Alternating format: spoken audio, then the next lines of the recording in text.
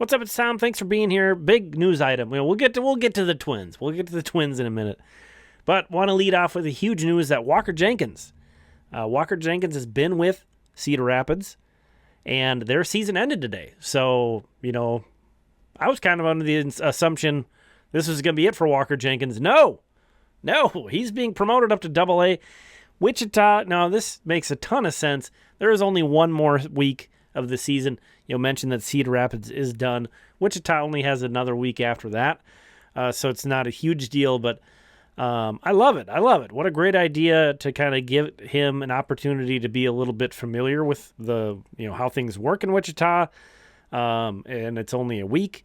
Not too much pressure or anything, but that's reported by Jeff Johnson of the Cedar Rapids Gazette. So congratulations to Walker Jenkins. We'll kind of circle back to that in a moment, but don't want to hide from what just happened. Awful weekend series for the Twins, as you see here from Dan Hayes, The Athletic. Rocco Baldelli told reporters after the game, quote, "That was an unprofessional series of baseball."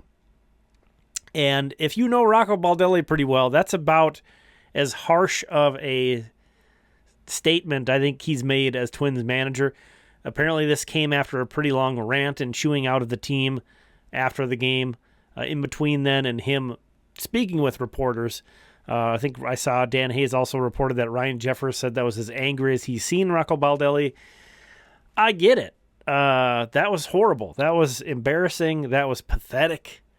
Really, that was bad. And credit to Kansas City. That was a team that I did not believe in entering this year. They did a good job of taking advantage of opportunities and holding leads. Because it's not like the Royals had like a tremendous series and this was 3 blowouts, and that's why it was pathetic. The pitching staff actually did a pretty solid job for the Twins this weekend, but they could not score. And that's been a recurring thing. Not going to get too deep into these games, but do want to talk about just some big picture stuff with the Twins because it's unavoidable. They are in a stretch in which they've won only 6 of their past 20 games, so this really feels a ton like the season opening awful stretch they had. When at that time, you could say, all right, this is not ideal. This is the first data points we're getting on this team. It's really hard not to focus on that, but there is a lot of time to get right. We still have some hope that some of the guys who are out are going to come back. We know some of the guys who are out aren't going to come back. But there is not a lot of time to get right. And this is really a letdown for a lot of reasons. Is obviously just playing bad. And then on top of that, there's a lot of opportunity in the American League right now if you are playing well. If nothing else, had an opportunity to get a lot more comfortable in the wild card. And they still have a 3.5 game cushion, which seems insane to be able to say. Equally insane to be able to say is that it's the Tigers and the Mariners that are the team chasing them now. It kind of feels like probably at the end of the day, a lot of other American League teams are going to look at themselves in the mirror and say, man, I wish we would have done more. Twins, obviously one of those teams that should be feeling like they should have done more. And that's the thing that I kind of will always go back to with Kansas City. And I think I said in the offseason too, even when I was not really taking them seriously, good for them. They've been the team, you could probably make the argument they've tried as hard as anyone in the American League to improve and get better and continue to improve and get better. They were also pretty aggressive at the trade deadline, comparatively speaking. I don't know. Credit to the Royals again for taking care of the Twins this weekend, and that's how they're in the position that they are in now after having a horrible, god-awful 2023. But again, the Twins are in great shape. If we just clear everything else out here, this is a nice situation to be in. Nothing is guaranteed.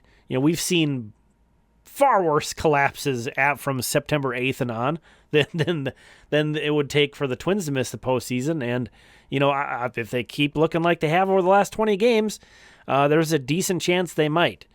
We'll see how this all plays out. But horrible. They lose 5-0. They lose 4-2 in a game that they led 2-0 in the 8th inning.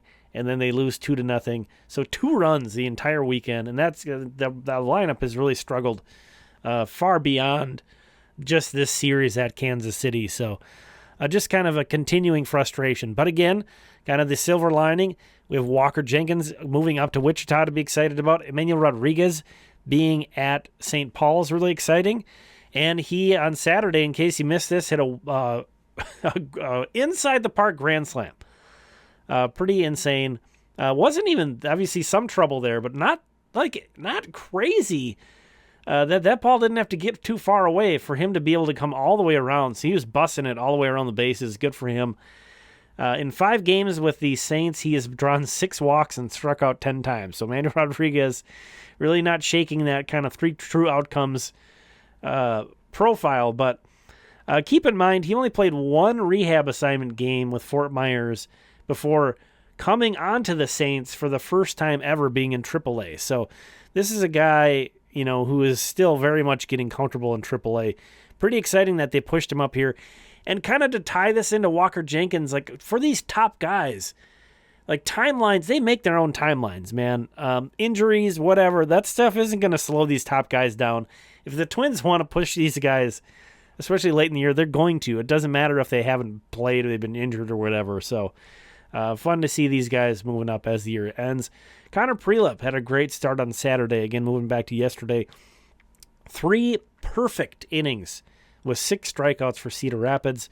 A guy who hasn't logged a lot of innings, has been hurt a lot, so he's still very limited in terms of his innings/pitch count. But closing the book on his season in total, including his rehab starts, 9 games, 23 and a third innings pitched, a 2.70 ERA, 0.90 whip, 5.8 strikeout to walk ratio, which is very good, and 15.8 K per 9, which is obviously complete bananas for Connor Prielipp. Khadim Diaw, moving to today, hit his first professional home run, a 400-foot pinch hit home run. He's got a 715 OPS in 24 games with the Mighty Muscles as their season ends. 3rd-round pick out of Loyola Marymount, who caught and played some center and even a little bit of right field. And then Kyle DeBarge on a 4-hit day hits his first professional home run, number 33 overall pick out of Louisiana Lafayette. He closes the season with a 655 OPS in 26 games for the Mighty Muscles. But again, a 4-hit game to conclude his season. Showing you some of the information from this weekend. Didn't have a recap on Friday, Saturday, or Sunday. If you want the Friday info, I wrote the Twins Daily Minor League reports. You can go check that out. But focusing on Saturday and Sunday, here are all the starting pitchers from all of the minor league affiliates.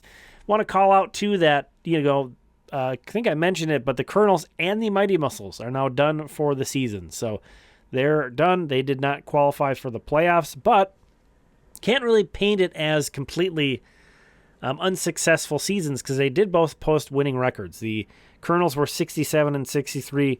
The Mighty Muscles were 66 and 59. Turning the page here, I want to call out that C.J. Culpepper today pitched 4 shutout innings with 6 strikeouts for the Wind Surge. He had really been struggling since getting promoted, so that was great to see out of him. And Travis Adams had a quality start for the Saints, just having a really great second half in particular of the year for Travis Adams. Moving on over to the hitting performances, again from both days, Saturday and Sunday. Both of the Saints' former Indy Ball signings, Peyton Eales and Carson McCusker, had big games. Kyler Fedko, wanted to give him kind of a special shout-out from yesterday because he got the only hit in 4 innings off of Jacob deGrom, who's making a rehab start in Double-A for the Texas affiliate they were playing. So he got a double off of Jacob deGrom. Some big-time bragging rights for him over his teammates, who, again, went hitless against deGrom other than that. Anyway, big games out of Misael Urbina from Cedar Rapids today. And then, of course, Kyle DeBarge mentioned his 4-hit game with that first pro homer. So, again, just kind of to wrap everything up and show what's happening here. The Colonels and the Mighty Muscles are done. Unfortunately, the Wind Surge only have 1 more week. The Saints have 1 more week in addition to that. And, of course, the Twins are done the week after that. So we are closing down shop. Probably going to be less daily, just to be honest, than even has been. That's pretty typical for the channel in the system recap era. I do wind things down once we get to this point. But, depending on how things are developing for the Twins and some other things, we'll probably revisit, and I'll talk about some of the seasons that guys have had who are done for the year, maybe with Fort Myers and Cedar Rapids. and, we'll kind of maybe focus more on, having some bigger conversations about what needs to be done for the Twins to be playoff ready, which, that's, we could talk for hours on end on that topic as things wind down. So just want to, not saying I'm going anywhere. I'm not, you'll still be seeing plenty of videos, but definitely probably less consistent and, maybe a little less formulaic, a little kind of coloring outside the usual lines we do here a little bit more. So thank you so much for checking this one out. Really appreciate you finishing up another really fun season on the channel, but obviously still plenty to talk about as September continues to roll on. We got plenty of time left here, so we will talk again soon.